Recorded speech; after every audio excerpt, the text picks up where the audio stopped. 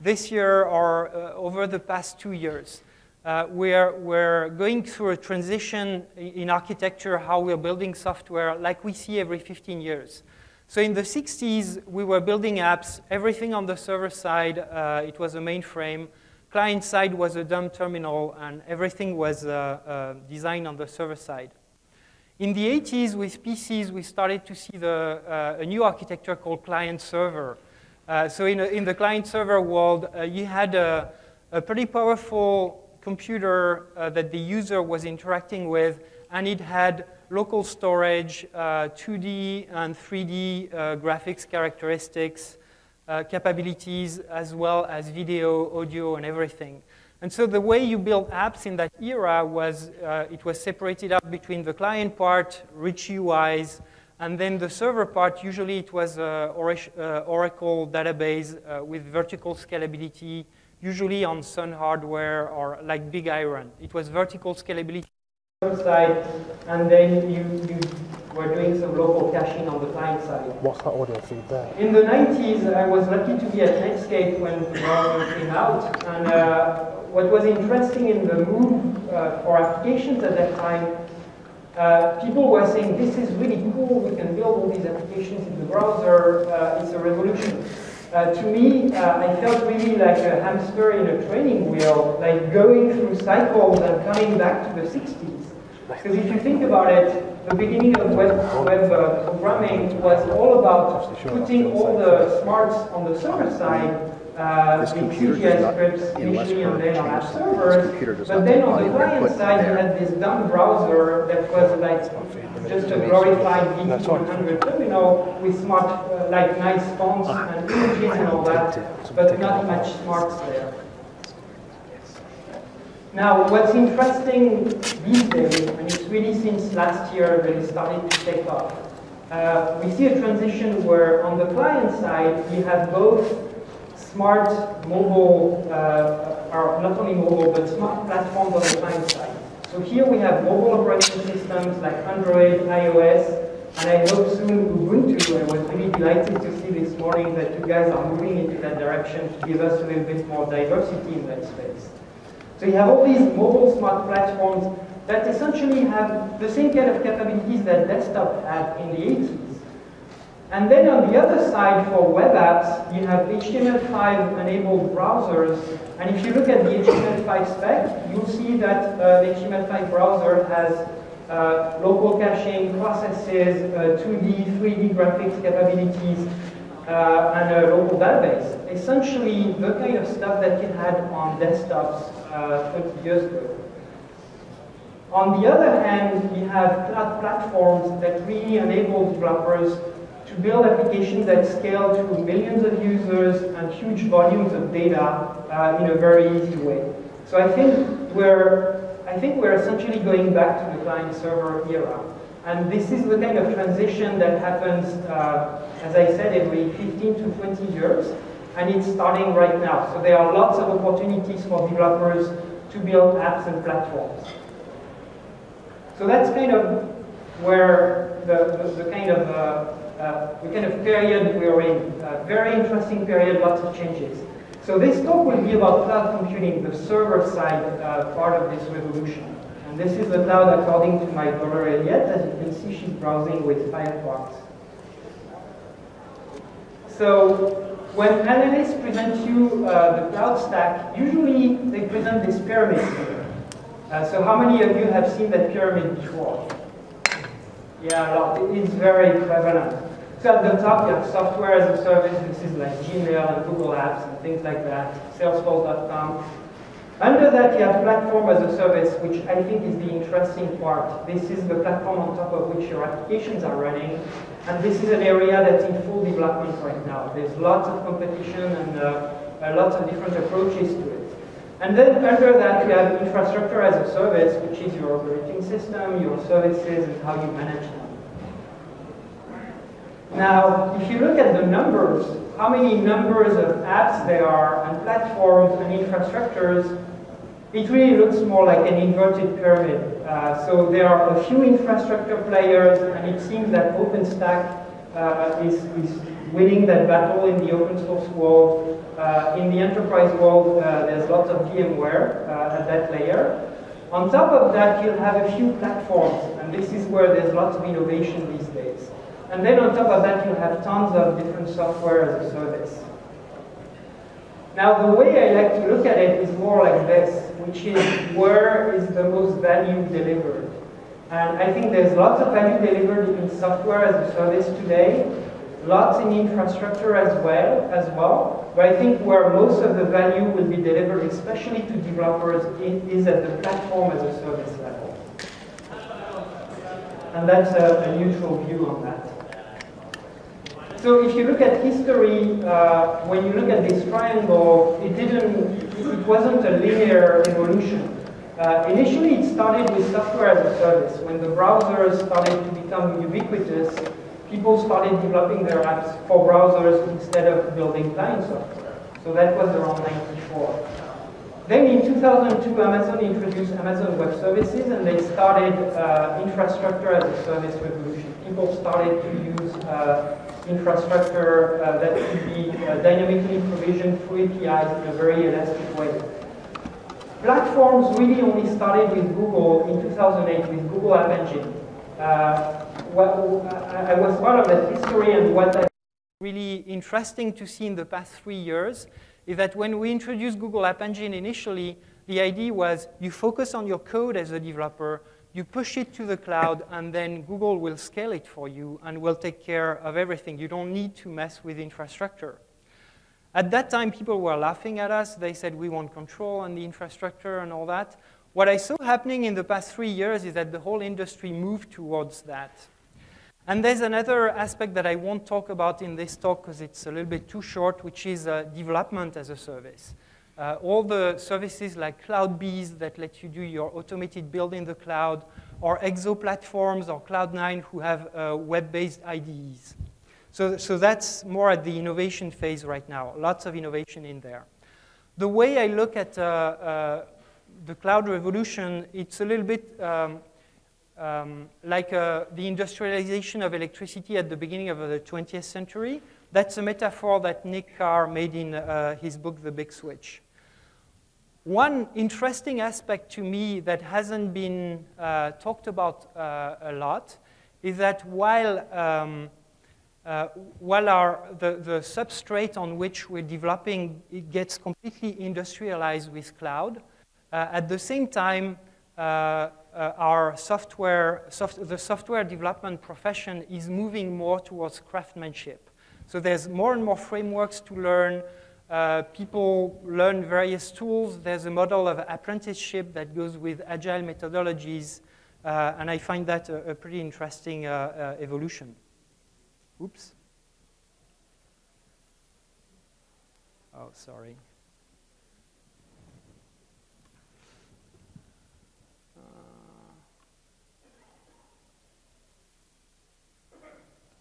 Let me switch to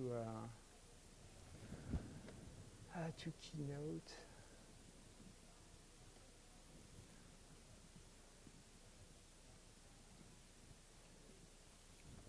Yeah, so in terms of adoption, all these various technologies are at various stages of adoption. I would say that software as a service is really in the early majority right now. There's more and more people using software as a service. Infrastructure as a service really crossed the chasm to the early adopters phase, while platform as a service is really trying to cross the chasm right now. So if you want to look at the maturity of technology, I think platform is really an interesting point in time right now. How the cloud started, it started at consumer website trying to solve their needs, Google, Amazon, Yahoo, Facebook, and Twitter, building all these infrastructure for horizontal scalability. The big change that happened in the year 2000 is that we moved from a vertical scalability model to a horizontal scalability model.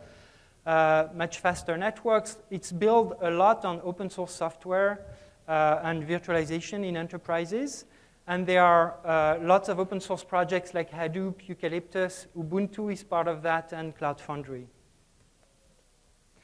So talking a little bit about infrastructure, there are lots of players at that layer, like Amazon Web Services, Giant, Rackspace. lots of open source projects as well. And there's the interesting aspect these days for infrastructure as a service is all the automation that goes with it. So there's Chef from Obscode and Juju from Ubuntu, and some of your colleagues are going to make a demo of that. I think this aspect is pretty important for moving the abstraction layer at which we're working when we work with infrastructure. There's a start of standardization, but it's not there yet. What I find interesting with infrastructure is the fact that when you're building your application on top of infrastructure, what many developers forget is that they need to build a whole platform, a distributed platform with fault tolerance and backups and all that on top of it. And many developers forget that. The lesson I took from the Amazon Web Services meltdown that happened last year, where lots of companies' websites went down, was not so much that they went down. Software fails, hardware fails, that happens. What I find really interesting is all the blog posts from the few startups who survived the meltdown. So the engineers at Twilio, SmugMug, and SimpleGeo who survived the meltdown blogged about the distributed platform they built on top of the infrastructure in order to survive it. And the main lesson to me about that is that when you're building on top of infrastructure, there's lots of stuff you need to build on top of it. If you build on top of a platform, the platform should provide that for you in a pretty standard way. So now platforms. The goal of platforms is to raise the unit of currency to be, instead of being infrastructure, to be application and services. And so this morning, Mark talked about Juju, which idea is to talk at the level of services instead of infrastructure. Platforms are very much in that area, talking about applications and services as the unit on which you're operating instead of operating at the hardware level. So there's a bunch of platforms out there. Google Appengine was the first one. Joyan has one, Heroku, CloudBees. Even Amazon started doing that with Elastic Beanstalk. There's Microsoft Azure. And then there's Cloud Foundry, about which I'm going to talk about. One of the aspects that's interesting about platforms is that most of them are hosted. They're public clouds. And initially, they started with a restricted set of languages. But what we see right now is the rise of polyglot platforms that lets you run many applications written in many different languages. The big advantage of platforms is that it enables agility. Your developers can be more agile. The development cycles and testing cycles are much faster. You just launch a command line or press a button, and your app is deployed within 5 minutes. So they can create business value faster. The main issue with platforms today is the lack of standards. There's a real risk of vendor lock-in when you're choosing a platform. And then in the enterprise, which is a specific market, they need control and customizability. They want to build private and hybrid cloud scenarios, and they also want to avoid lock-in. So I talked about agile and why it's interesting and important. One of the things I'd like you to do is there's a very interesting talk by Ken Beck at Usenix from last year. There's a video out there where he talks about, it's called Software G-Forces, and he talks about the effect of the acceleration of shipping frequencies and the impact that has on the software development process. This one is very interesting to look at. So the main risk is lock-in. Like in the Hotel California song, you can check out anytime you like, but you can never leave. That's kind of the problem that people want to avoid with a platform as a service. And the solution is Cloud Foundry. It's an open platform as a service. It's open source, so it's an open source project on GitHub. It's Apache 2 licensed. It's multi-language and framework, so you can develop your apps in Spring, Rails, Scala, Rails, Sinatra, and then Node.js as well. And some partners in the open source branch have added other languages like PHP, Python, and Perl. Then there's also a driver model for application services, so you can plug different services. Out of the box, there's Postgres, MySQL, Rabbit, Redis, and Mongo. But people can plug other ones. And I've seen at least a patch coming in for Neo4j recently. And then the big advantage from a lock-in perspective is that it's multi-cloud. So Cloud Foundry is running on some public clouds, like cloudfoundry.com, that's operated by VMware, but also on other public clouds like AppFog has a cloud based on Cloud Foundry that runs PHP apps that people can use. And it's using the same interfaces and the same code base. Then it can run in private clouds. So your colleagues are going to make a demo of how to set up your own multi-node instantiation of Cloud Foundry using Juju. There are also some Chef scripts for people who prefer Chef, who are part of the code base. And then there's ActiveState created a platform called Staccato that can allow you to build private clouds. And then there's a micro Cloud Foundry edition. You can just download an Ubuntu VM, run it on your Mac or PC using VMware Fusion or Player, or you can just install it on Ubuntu if you have it on your machine. So you can have your own private cloud just for one developer. So the advantage of open source, why is Cloud Foundry open source and what are the advantages of it? The first advantage is the lack of lock-in. But one of the other very nice aspects of it is that because there's a community of developers building on it, they can add whatever they want to it. And what you see here is the issue in the issue tracker for Google Appengine. It's a bug from, I think it's a bug that was logged again, Appengine, when we shipped in 2008, and it says, oh, we'd like to have PHP support in there. And after 1,666 comments on the bug, my colleague Ikai from Developer Relations closed it, saying, no, we're not going to do that 3 years ago, 3 years after that. Now, what you see below that is a pull request on the Cloud Foundry GitHub 2 weeks after Cloud Foundry was released last April. And it's the AppFog guys saying, hey, we just added PHP support to it. So that's the power of open source. It's moving much faster, and it's satisfying the needs of the community. Other advantage, Brian Thomason and Juan Negron are going to have a session in 15 minutes, or at 2:45, showing how to deploy a multi-node Cloud Foundry instance using Juju. So I highly advise you to try it out. So it's multi-cloud. I told you about cloudfoundry.com. So you can use whatever infrastructure you want below it. So on cloudfoundry.com, we're using a bunch of servers. On top of that, you have vSphere and all the VMware virtualization layers. And then we're running that to orchestrate our own instance of Cloud Foundry. Then we have cloudfoundry.org, and there you can download all the code on GitHub. Cloud Foundry is coded in Ruby on top of Ubuntu. You can set up your environment. You have the Chef scripts. I hope the Juju scripts will be there soon, and you can deploy it behind your firewall. Micro Cloud Foundry, I talked about it. So it's just a VM that you can download, or you can install the open source bits if you prefer. And it takes everything that's in Cloud Foundry, MySQL, Postgres, Redis, all that, into one box, and you get started in 5 minutes. So you can sign up for that. So I talked about ActiveState and AppFog, who are building clouds based on Cloud Foundry.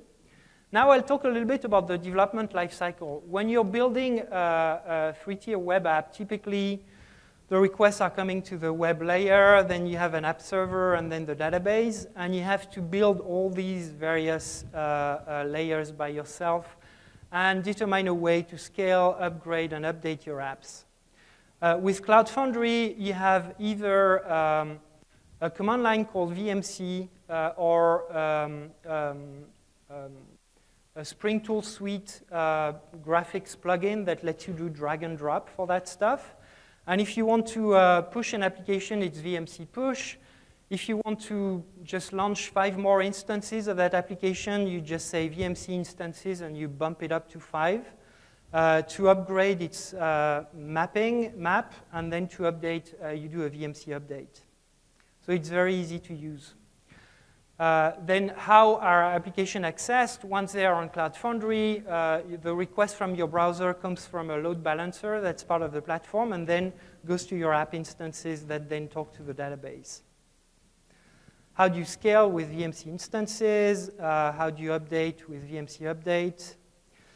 And then talking about the services, so there are a bunch of services that are part of Cloud Foundry. In order to provision one, if your app needs a database, you just do a VMC push for the app, and then you say VMC services, and you create a MySQL service, and then you bind it to your application.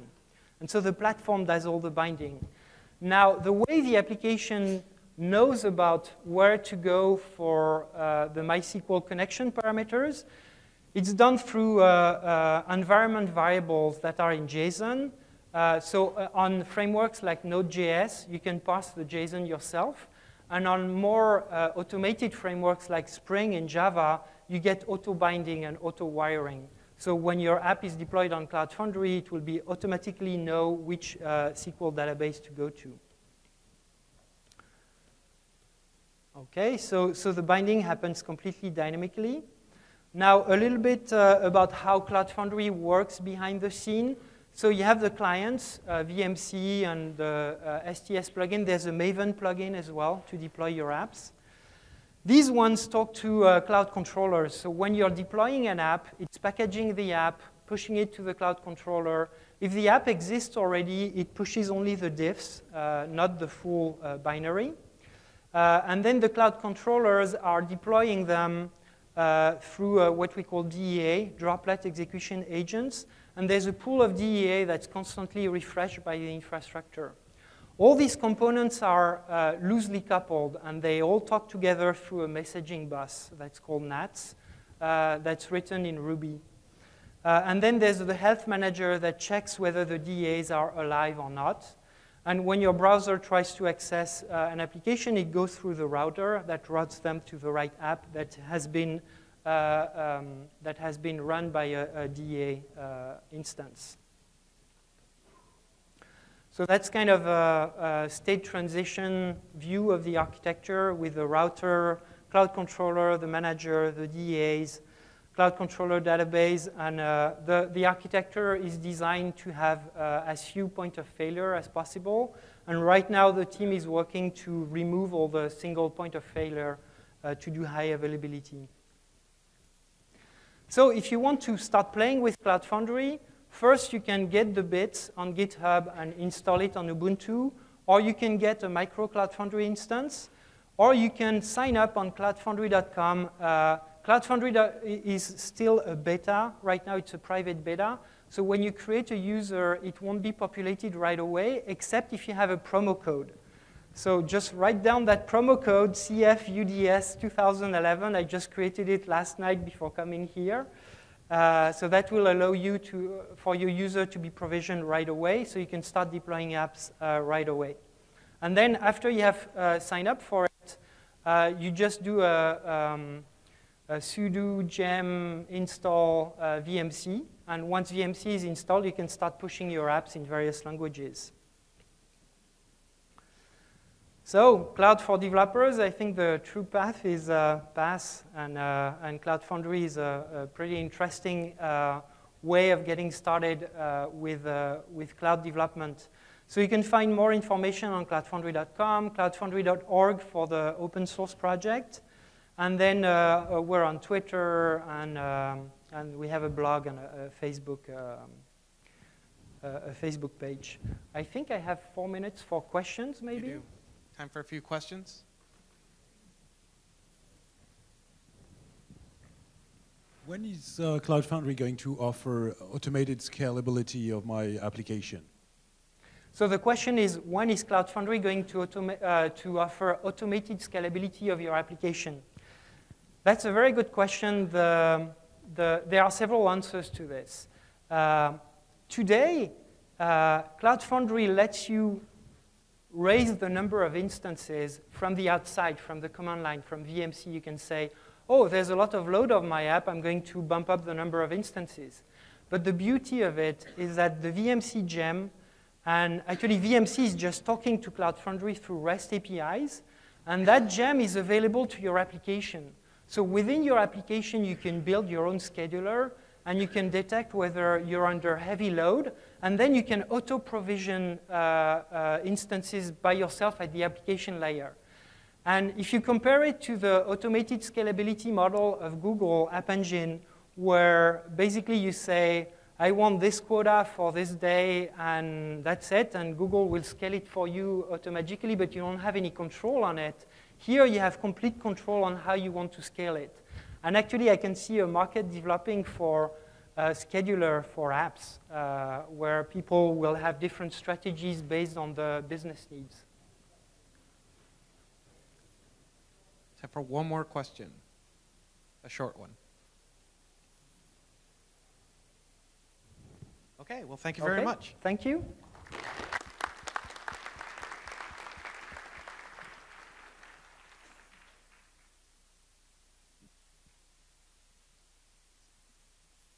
So we're pretty fortunate to have a returning Debian project leader. Stefano Zaccaroli is going to, in Belgium, he did a summary of the relationships between Ubuntu and Debian, and it's been a while since then, so yeah, 3 or 4 animals. So as soon as we get set up here, he's going to go ahead and get started. How about a round of applause? I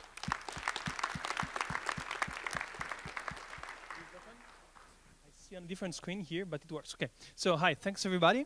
So in this brief talk, what I'm going to do is make give you an update about the relationship among Debian and Ubuntu, since I've been here at UDS 1.5 years ago, and things have evolved quite a bit. But let me start with charting our relationship. Charting our relationship is usually not a good thing to do. So didn't you hear me up to now? Okay, so the idea is to just look back at what happened between Debian and Ubuntu in the past and see what was the point of decline of the relationship and what was the reason of that. So Debian, as you probably know, is a pretty old project. So it started in 1993. In 1997, decided to give itself a couple of commitments toward the free software community as a whole, in particular the one of giving back things to the free software community. Canonical started in 2004, and with the idea of releasing on a cadence every 6 months free software distribution. It started doing so in October 2004 and then April 2005. And in those days, Debian was also releasing Debian Sarge, which got released with a significant delay, and that was not a really good time for morale in the Debian community. And then in 2006 and 2007, that's the point in time where I identify what I call the big crisis among Debian and Ubuntu. Back then, for Debian, that was the first moment in its history where a derivative, so a distribution based on Debian, was actually getting very popular, actually way more popular than Debian itself, and something that for the first time Debian felt, I think, as an upstream with a very important downstream. So as a result of that, the relationship kind of messed up a bit, and there were kind of unexpected feelings on both sides. So Debian in some way felt a bit betrayed because we felt in Debian that promises to give back in Debian was not attended to. We felt that Ubuntu is kind of stealing all the credit from Debian. And on the other side, I think Ubuntu were feeling, that's guesswork of mine, I think that Ubuntu people were feeling that it was very hard to work with Debian, and that we were trying to do the right thing, but not managing because it was hard to work with Debian. And essentially that Debian was kind of hostile to Ubuntu in general.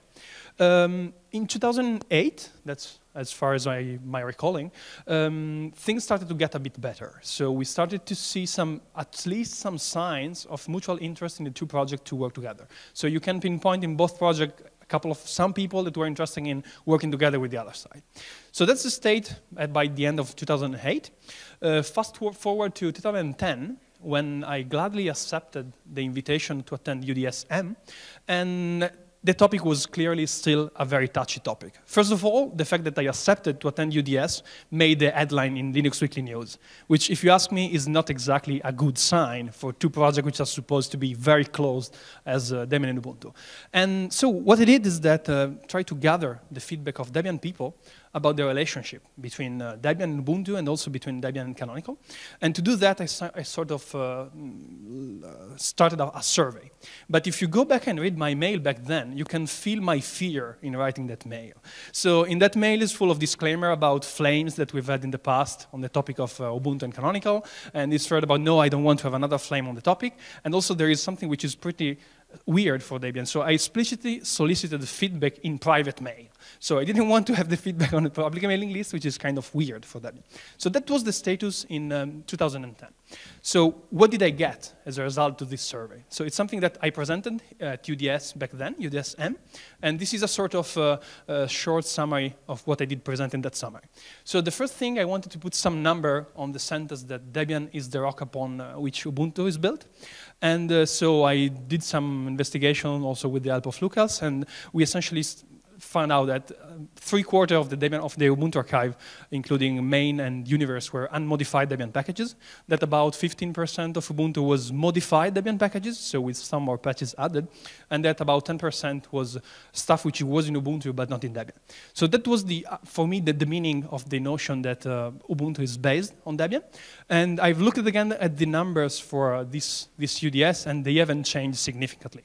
Quite surprisingly, the number of 74% is a magic number which remains unmodified. There is a change in, so you guys nowadays have a bit less modified Debian packages and a bit more stuff which is not in Debian. And I think that's related to a lot of developments like Unity and all the stack, which is kind of Ubuntu specific for the moment. And so that was the first point. And the second point, which I think was the most important one, was doing some sort of myth busting. So we came to UDS with the message that Debian welcomes contribution for Ubuntu. I was surprised back then to discover that a lot of people in the Ubuntu community didn't expect that. So they thought that Ubuntu contribution Debian were not welcome, and that's actually kind of silly, because the reason why people were upset was actually that Ubuntu was not contributing enough. So that difference in perspective was really a problem. And also I went on and explained what we didn't find good, so which was not specific to Ubuntu, but in general what we asked to our other upstreams. So to be good upstream if you're developing software, to make it easy to debrand or rebrand your software, and also to be a good downstream. What does it mean to be a good downstream? It means to triage bug reports and patches and forward them to your upstream when appropriate. So that's what we were expecting from Ubuntu, and also we started asking what you were expecting from Debian. So what was Debian doing that was not considered appropriate or convenient for the Ubuntu point of view? And I like to think that at that point we started having a dialogue among the two communities. What has happened since then? So you did quite some stuff, and we did quite some stuff as well. So this is the graph of the patches forwarded from Ubuntu to Debian in the past 1.5 years or so. So there is a significant increase in the ratio of patches submitted from Ubuntu to Debian. Actually, the increase was there even before, but the slope changed quite a bit. And in the last month, we have the all-time high in the number of patches forwarded from Ubuntu to Debian. And that's, I found this great. Also, you changed the guidelines for new packages in the universe. And I think in the right direction. So they are nowadays they are sort of upstream first. So you encourage people to get their packages in Debian if you want them to have in the universe as well. And also the flow of people coming from Ubuntu, which gets involved into Debian as Debian maintainers or as Debian developers, keep on growing. And that's very important, because I think it's the intersection among our communities that will make things change. So this is about you, what you did, and I found that all this is very useful improvements. So what we did, essentially what we did is trying to make it easier for derivatives to contribute to Debian. So we realized it was not only your fault, so we were not completely easy to work with, and we tried to improve that. So the first thing we did is to create what we call the derivatives front desk. That's essentially a contact point where anyone coming from a derivative can get in touch with us and say, I want to contribute something, but I'm having a problem in doing so. What can I do to have my work integrated into Debian? But it's also a discussion list that we use to emerge a number of Debian people interested in collaborating with derivatives. Then we create another project which is called DEX, which is essentially an attempt to create small initiatives focused on a given set of patches that we want to integrate from Debian, show progress on those initiatives, and a first initiative under the umbrella of DEX managed to integrate something like 200 or 300 patches which were not in the radar because they were very old. And third, we started an initiative called the derivative census. So that's a way to sort of index Debian derivatives, to extract important data about them, in general machine parsable data that we can use to do some sort of quality assurance and to actually create a relationship among communities. For instance, an outcome of that is a generalization of what you call patches.ubuntu.com for all the derivatives which are in the census. So if you look at all these initiatives, what they have in common is that they are a solution to make it easy to work with us, that are general for all derivatives, but they actually, all of them, started from what we learned together. So started from the experience we learned in dealing among Debian and Ubuntu, and we said, okay, if Ubuntu has this problem dealing with Debian, maybe other derivatives will have the same problem, so let's try to improve. And it's also interesting to notice that in all these initiatives, if you look on the list of where we discussed them, you always find some people originally coming from Ubuntu, which were very interested in doing a contribution there. So this is what has happened. And I think it's good progress. It's good progress, especially on the side of we learned that talking to each other can make the difference. Understanding the problem that the other peer is feeling can make the difference. We continued improving on the number of mixed teams we have. So packaging teams or other kinds of teams which work together to do stuff both for Debian and for Ubuntu. And I think that Debian has actually started to take this downstream role more seriously. So maybe it was not clear why we were expecting it, but nowadays I think the amount of stuff you're contributing to us has increased, and we are very happy about that. There are still some dark spots, but there are on Debian's side as well. So we are committed to give back to our own upstream, but we do not always succeed in doing that, and I guess it's the same for you. So sorry. I think this sort of equilibrium is useful for both parties because we feel a need to improve what we are doing to our upstreams. We really appreciate what we're doing, and we ask you to continue doing that. We are very happy about it. So what is still to be improved? It's still quite difficult for us to get canonical software in the Debian archive. There is some sort of mismatch in the expectation. It seems that Debian people are expecting canonical people to do the packaging for Debian, which I understand is not very reasonable. But on the other hand, we are not sure we see the interest of canonical in having their software packaged in Debian. So there is something which I think we still need to understand on that front. We have some new opportunities, like the opportunities of mentoring people together to learn how to do packaging. I think that's a huge opportunity, not only for our 2 distribution, but for all other Debian-based distributions. And we also have some new challenges. For instance, you people have been working a lot on independent software vendors and on third-party application and how to have them in the distribution, which I think is great because it's filling a gap, but it's also pretty dangerous. So it risks to change the notion of free software distribution completely. So I think that's something we could discuss together. So all this we can discuss in the Debian health check session. So instead of spending my time on that, we can do more efficiently in a discussion session. I just want to, as a last thing, to present our own view on the current situation of the free software ecosystem. Why? Because I think that has the chances to help you understand us way more than any specific remark on specific issues. So we have come to realize that the way we distribute free software has changed dramatically in the past 5 to 10 years. So we no longer have an upstream, a distribution, and users. We have a multi-tier ecosystem of free software. So you have upstreams, which has always existed, and they do the software writing. Okay.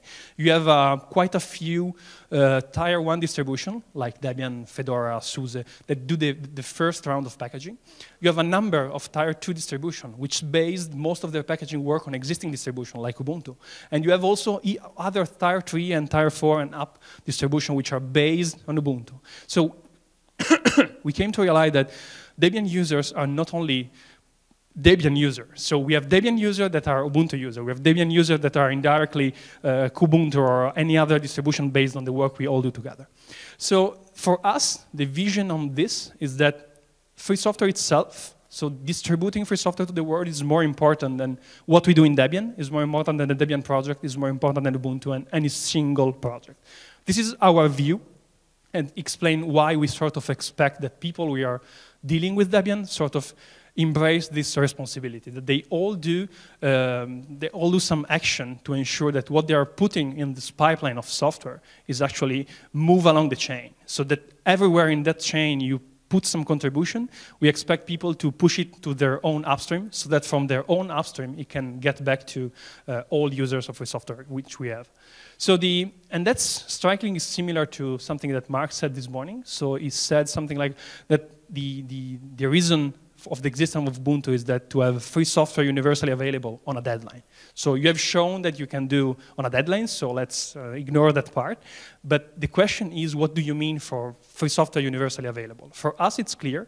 So for us, it's contribution that benefit everybody.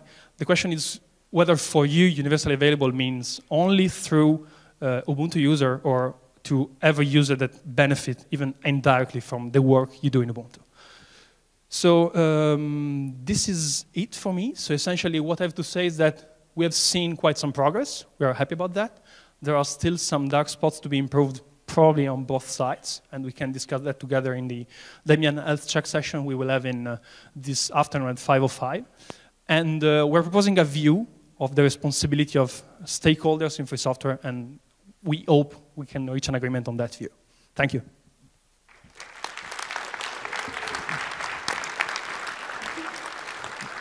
The Debian Health Check session is going to be in Antigua, too. It's the last session of the day. So thanks, Zach. Raise your hand if you contributed to Debian this last cycle. All right. All right, next up we have... oh, okay. Go ahead. Get started.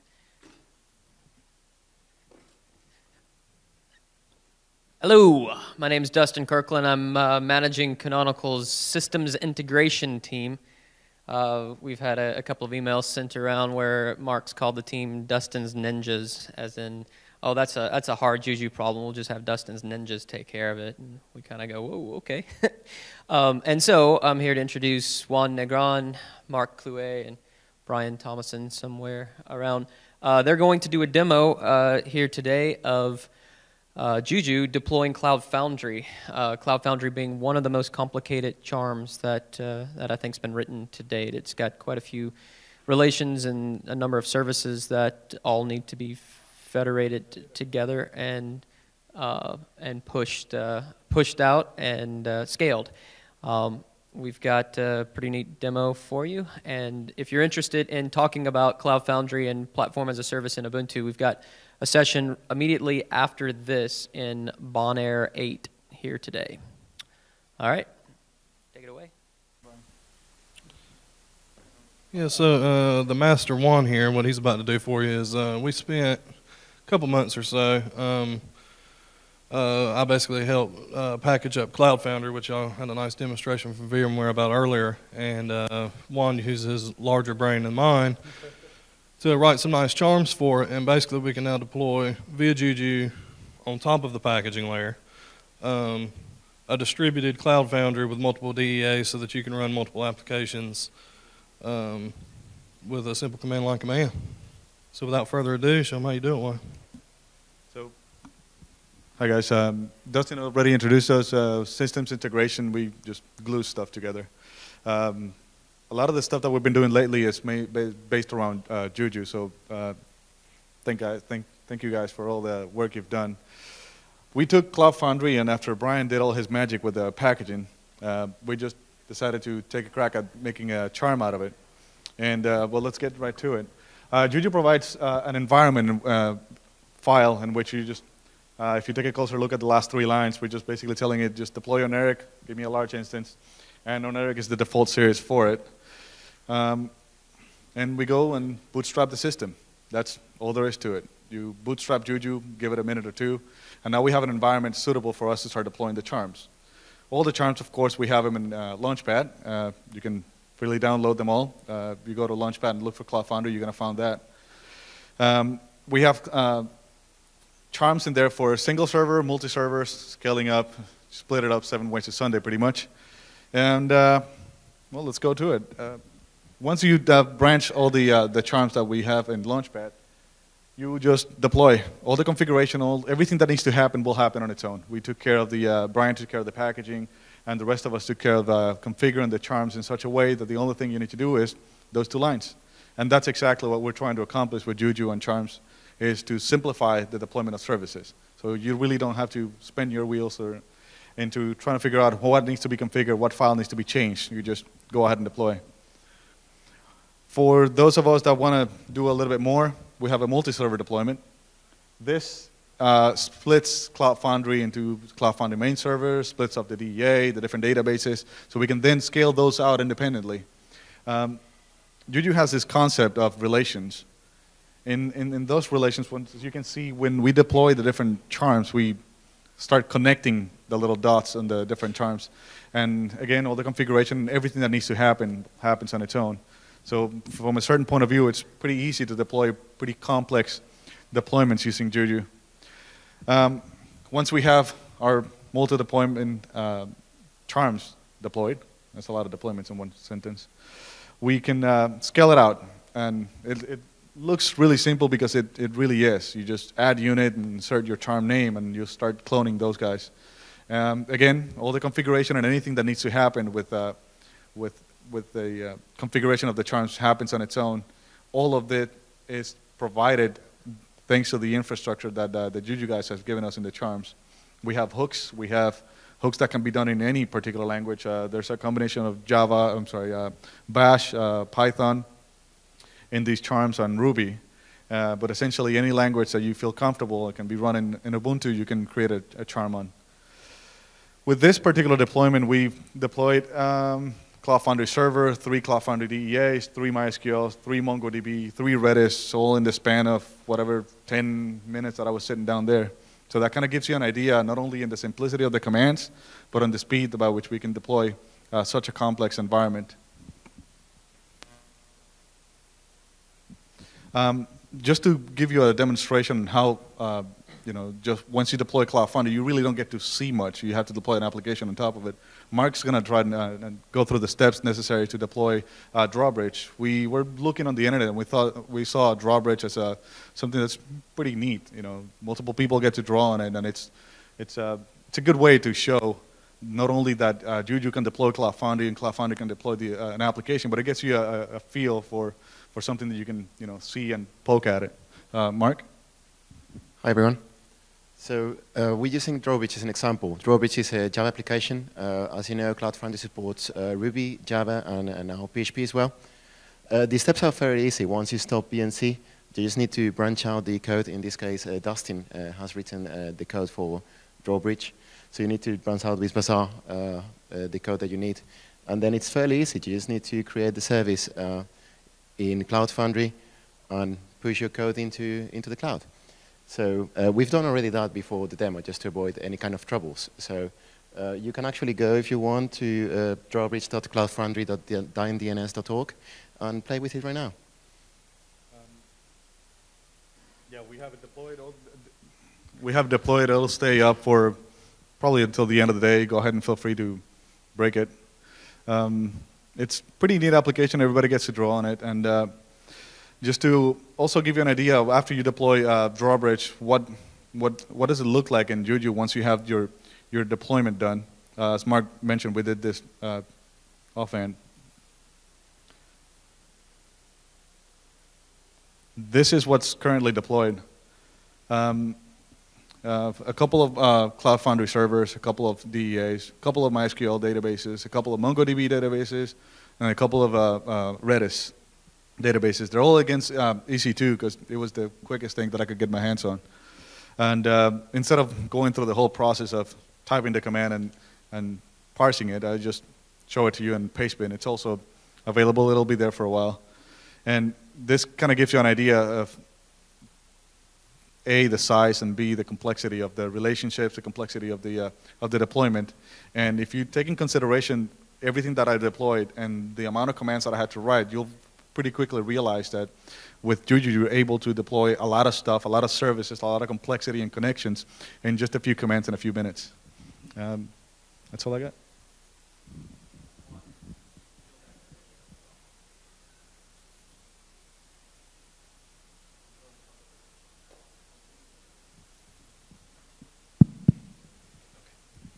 Oh, there you go. People are writing already. Just keep it family friendly. And this is running on all the software that we just did, so feel free.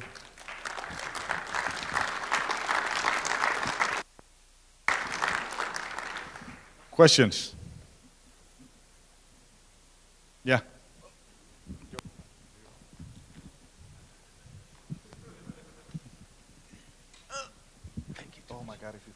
I've seen that in the samples that you pasted, all the charms were Cloud Foundry specific. Is there any reason behind that instead of like using a generic MySQL charm? Good question. I'm in the process of taking the little bits and pieces that I had to have it work with Cloud Foundry, make it available into MySQL. I just thought it prudent that if I was going to start modifying charms that could be essentially used by a whole bunch of other people, I would rather test them myself before I start making changes into general formula. But I have every intention of putting all the changes, and they're very minimal changes. We're talking about one line per charm, and putting that functionality into the main MySQL, main MongoDB, main Redis, so everybody can then use it and use the same. Anybody else?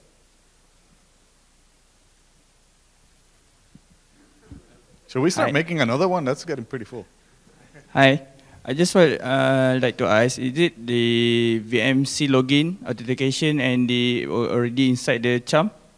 So for and the target the Cloud Foundry target URL. Okay. For this particular deployment, I just created a user, test@test.com with password test. You know? The target that's being used in here is the public DNS, which in this particular case is cloudfoundry.dindns.org. So it's VMC target and then cloudfoundry.dindns.org, and then from there with the VNC client, you can start working off of it. Okay, I guess that's it. Thank you.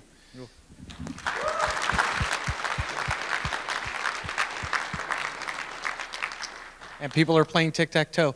There's a charm session on Wednesday at some point in the afternoon, so if you've got something hairy and complicated that you want to easily deploy in front of hundreds of people and have graffiti everywhere, please come to our session. So with that, that's it for the plenaries. Let's go ahead and get back to work, and thanks again for sponsors.